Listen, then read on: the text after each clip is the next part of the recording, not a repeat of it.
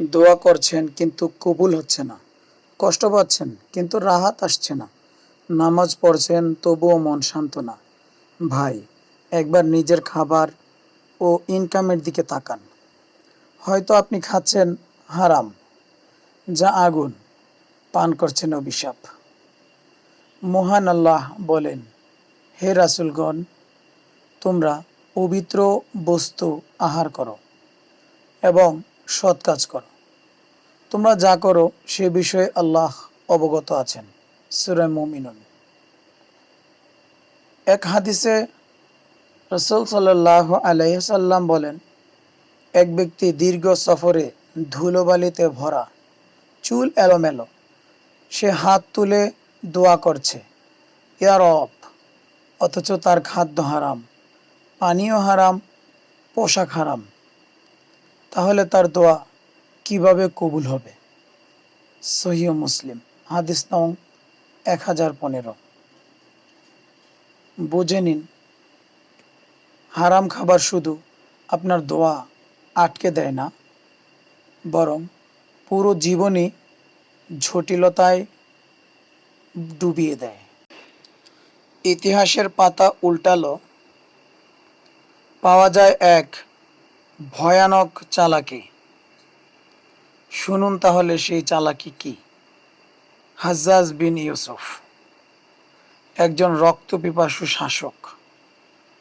তার সময়ে কিছু সাহসী আলেম ছিলেন, যারা আল্লাহর কাছে দোয়া করলে তৎকালীন শাসকদের অবস্থা বদলে যেত।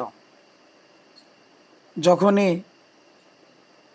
অত্যাচার নিপীড়নের মাত্রা বেড়ে যেত, তখন ওই আলেমরা আল্লাহর কাছে দোয়া করত।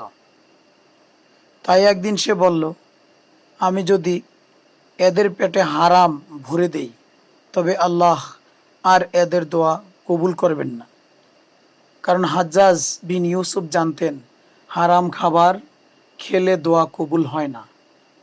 তাই এক জাঁকজমকপূর্ণ দাওয়াতের আয়োজন করলো। সমস্ত আলেমদেরকে নিমন্ত্রণ করলো। খাবার ছিল দামি, সুন্দর, কিন্তু উপার্জন ছিল হারাম। এটা যে ছিল হাজ্জাজ বিন ইউসুফের চালাকি। আলেমরা না জেনে খেয়ে ফেলল। তারপর সে উচ্চস্বরে ঘোষণা করল, আজ থেকে আমি এই সমস্ত আলেমদের বদদোয়া থেকে নিরাপদ, কারণ তাদের পেটে হারাম ঢুকেছে। আস্তাগফিরুল্লাহ। ভেবেছেন এক শাসক এত ভয় পেত আলেমদের দোয়া? আর আমরা ভাবছি হারাম খেলে জীবনটা চলবে ঠিক। আল্লাহ হেফাজত করেন। হারাম উপার্জনের প্রভাব কোথায় গিয়ে ঠেকে জানেন? দুনিয়াতে এবং আখিরাতে। দুনিয়ার বেলায় যা ঘটবে, সন্তান অবাধ্য হয়ে যায়, হৃদয় অন্ধ হয়ে যায়, নামাজেও তৃপ্তি আসে না, রিজিক বরকতহীন হয়ে পড়ে। এ তো হচ্ছে দুনিয়ার ব্যাপার। এবার চলুন আখিরাতের ব্যাপার দেখি। আমল গৃহীত হয় না, অর্থাৎ আমল কবুল হয় না। মিজানে হালকা হয়ে যায়, অর্থাৎ আমলের পাল্লা, নেক আমলের পাল্লা হালকা হয়ে যাবে। জাহান্নামের দরজা খুলে যাবে, বিপরীতে জান্নাতের দরজা বন্ধ হয়ে যাবে। নাউজুবিল্লাহ।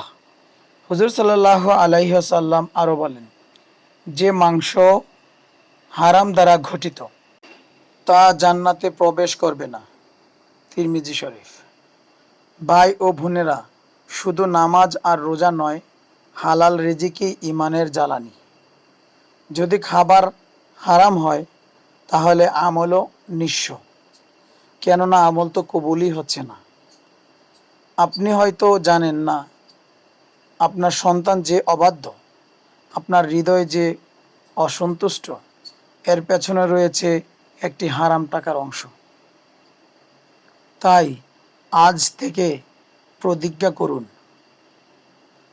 হালাল উপার্জন করব, হারাম থেকে বেঁচে থাকব।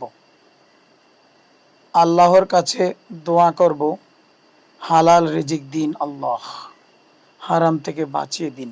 আল্লাহ তাআলার কাছে এই দোয়াটি আমরা করতে পারি, হে আল্লাহ, আপনি আমাকে হালালের মাধ্যমে হারাম থেকে বাঁচিয়ে দিন এবং আপনার অনুগ্রহের মাধ্যমে অন্য কারো মুখাপেক্ষী হওয়া থেকে মুক্ত করুন।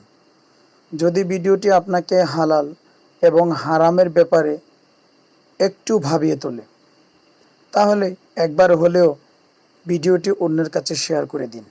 আর যেন কেউ হারাম ভক্ষণ না করে, যা মূলত জাহান্নামের আগুন খাওয়ার সমতুল্য।